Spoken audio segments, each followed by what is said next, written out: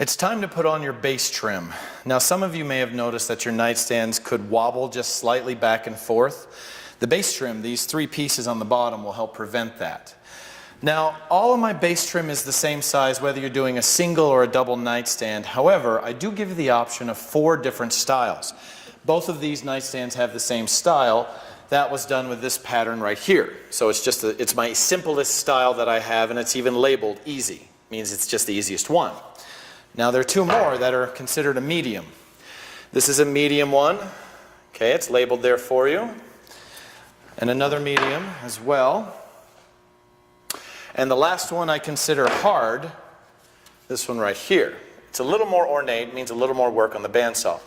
The main difference between the easy and the hard one is just bandsaw work on the bandsaw. So if you don't have a steady hand, you may want to stick with the easy one.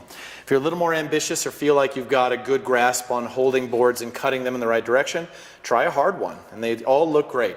It's completely up to you. Your grade doesn't change regardless of which one you choose. But first we need to cut these raw pieces of wood to the right size. Square them up, and then we'll cut the design in them. We're back at the upcut saw to cut rough cuts for your base trim. Now I only need 3 pieces. Now no matter what you're cutting and what part you're on, you always want to try to minimize the amount of waste that you're going to have. So in this case, I looked in the back and dug through the stack a little bit till I found a board that would allow me to get 2 pieces side by side. The measurements for your base trim are 3 inches wide and 19 inches long. So all of them, 3 inches wide, 19 long, and that is rough size. So this board is 6.5 inches wide.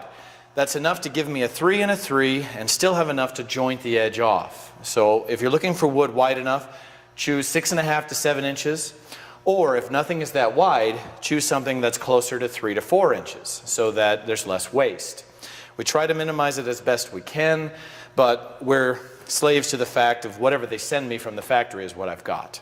Now again, we have a factory end, so I'm going to trim that off, and I'm going to cut 2 pieces 19 inches long, which means I'll have 4 pieces cut out. I only need 3, so I'll have 1 extra. So if you and a partner want to cut out 3 of them and end up with 6, 3 and 3, that works out really well.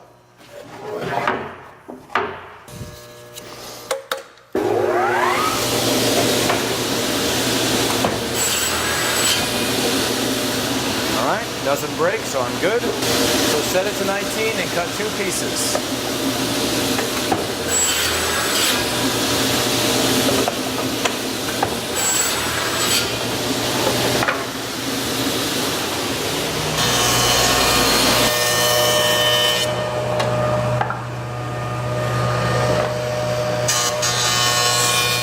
Set the table saw to 3 inches wide exactly and make your cuts.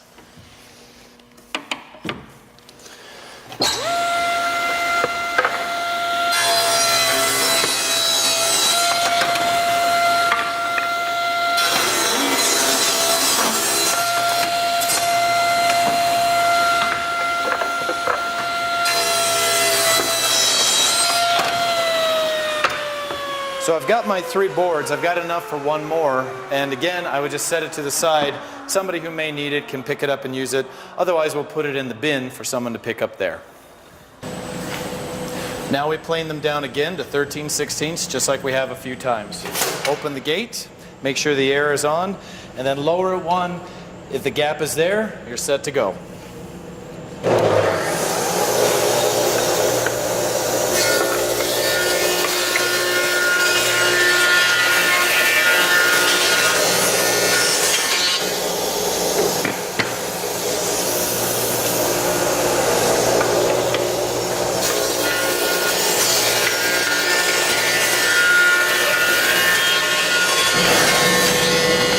Now run all 3 pieces through the wide belt sander once on each side. I've already set it, raised it till it stopped, and then turn the knob 4 times.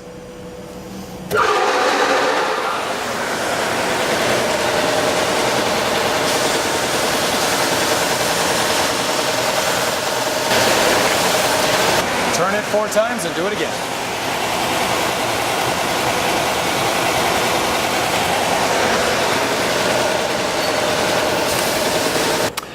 Now we're going to use a shaper that we haven't used before. This is the dark green one that's opposite the one we used for your lid, that last shape on your lid. Now this one has a feather board on it.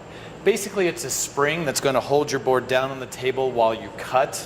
That's just to ensure safety, because we don't want it to lift up off of the table, because we also need to hold it into the fence as much as possible.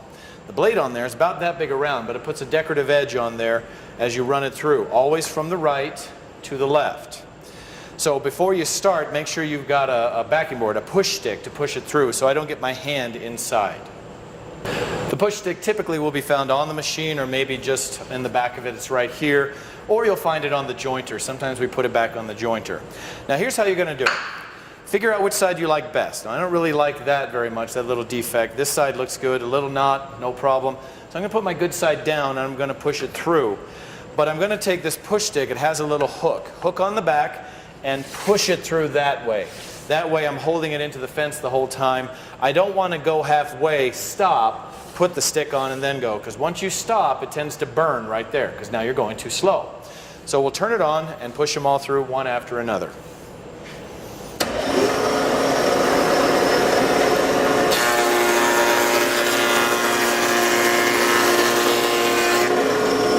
Okay, and it does a decorative edge that looks like that.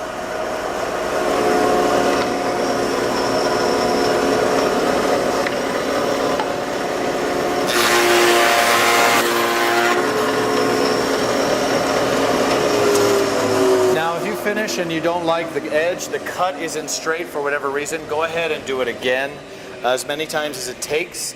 But now we're ready to cut the miter joints and fit them to your nightstand.